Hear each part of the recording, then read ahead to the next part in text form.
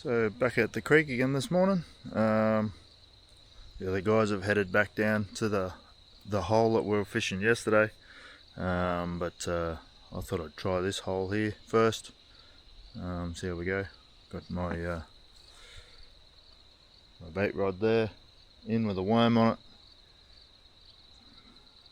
See what happens. Haven't had a bite yet, but it's only just been out there. And then I got my lure rod, so we'll do a bit of flicking along here. There's a good tree down in there that you can see, but it looks a bit shallow through there. Deeper water on either side of it, so might not be much around that tree. Might be more in the deeper water, but we'll give it a crack.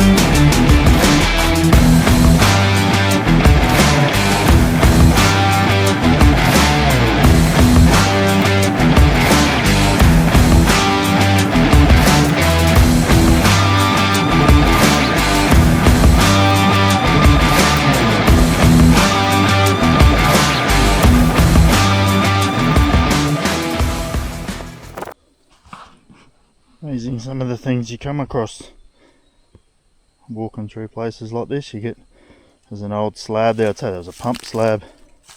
I pumped out of the creek. Bit of iron over there, some posts.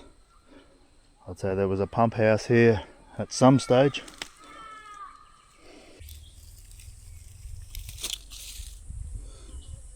Been a tough morning, but finally picked up a nice little yellowbelly. See the fins there, they get those real long when they get big.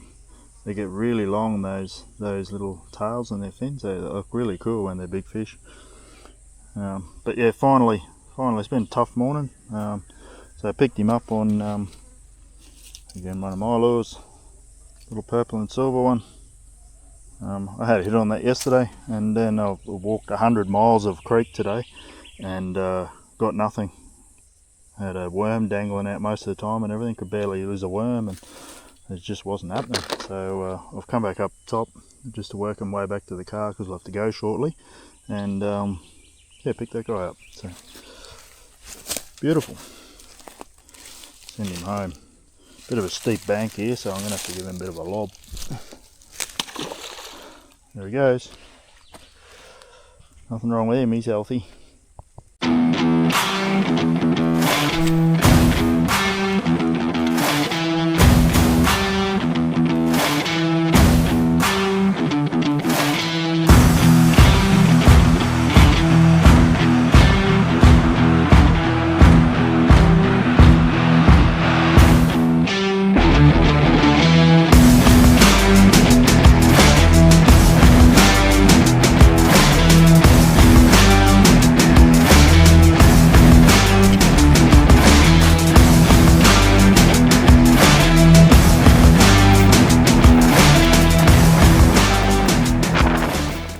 Not the easiest of walking along here. I mean, ultimately you're in the bush, there's no tracks, there's some roo trails and wild cattle trails and stuff like that which you can kind of follow, but ultimately there's no track to follow.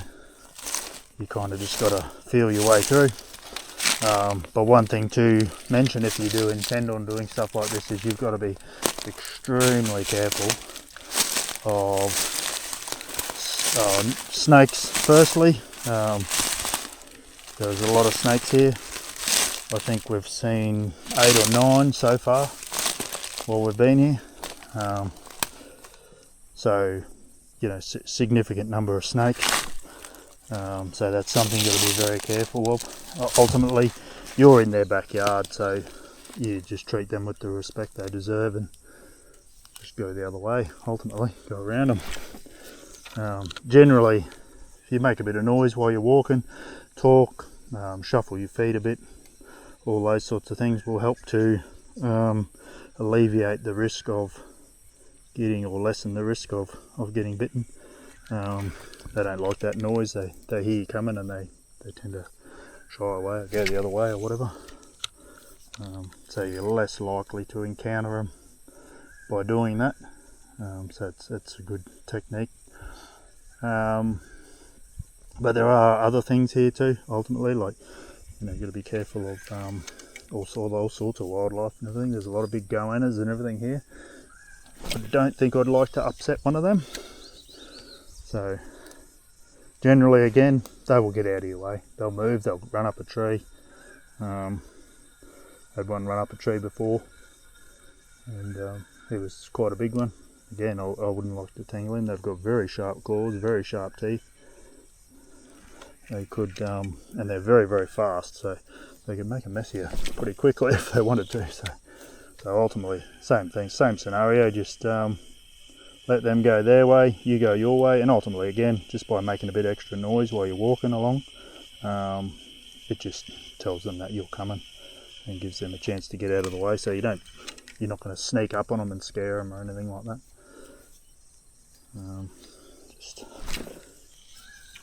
Just little things like that. You look down the creek there, you can see a lot of timber in the water. There's a lot of structure in here.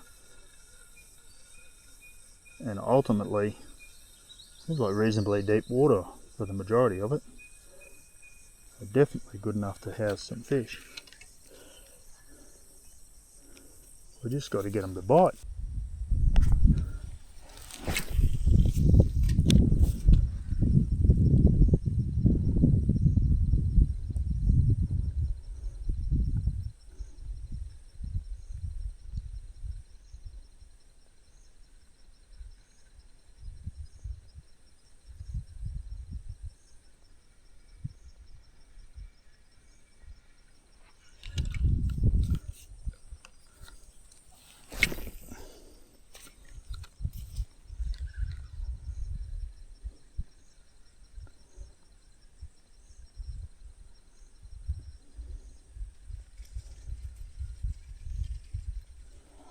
There's a goanna there. It's running down the log on the other side. You can see that.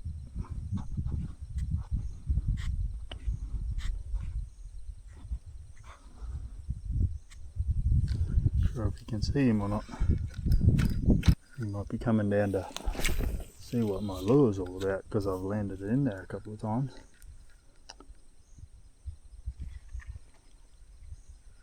Is it a goanna or is it a big water drake? No, I'm pretty sure it's a goanna. Not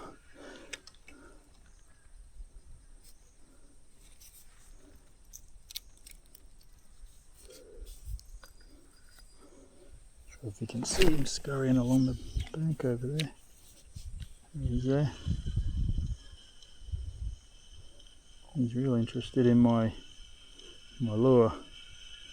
Keeps landing in the water there. It's like, what's that? Can I eat it?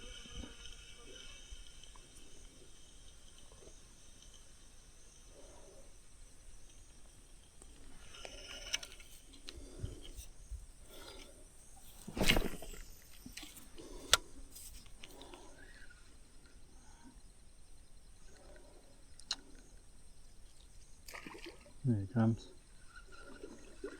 He's after it. He's after it. Nope. Yep, it's a water dragon. You can see him down there. Swam all the way across to try and eat my lure.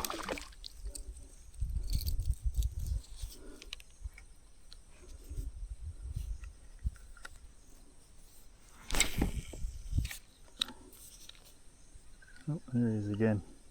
Let's get that underwater. He's going straight for the splash again.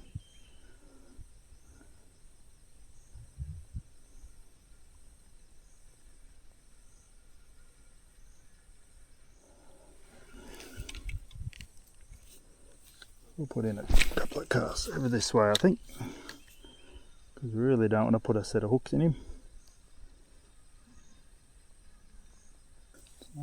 Put on.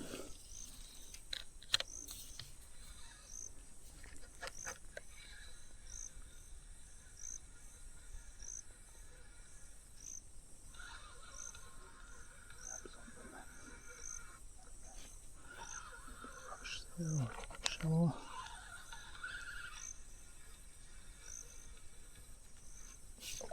Sean. Sean. Little yellow belly. Look at that. Ha ha ha. See, the effort paid off. Hey, finally got one. 47,000 casts. And I've got a stick and a yellow belly. Winner. Does that class as 2 fish? Yeah, man. It's only a little fella. Yeah. Just here. I'm not getting even touched. Right there, just out off that stick. That's the first hit I've had. But he didn't belt it either. He's kind of just, even that one I caught earlier, didn't belt it, just kind of nudged it. Yeah. Yeah. There we go, guys. Another beautiful little yellow belly. They're very healthy in this system, which is fantastic to see. And the number of fish we're catching shows that it's a good system, so we'll send him home. Oh, he's gone. He's healthy. Little fella tried to drown me. And again, that was on that little purple and silver lure of mine. That guy. Give it a good little whack. Good fun. Let's catch more.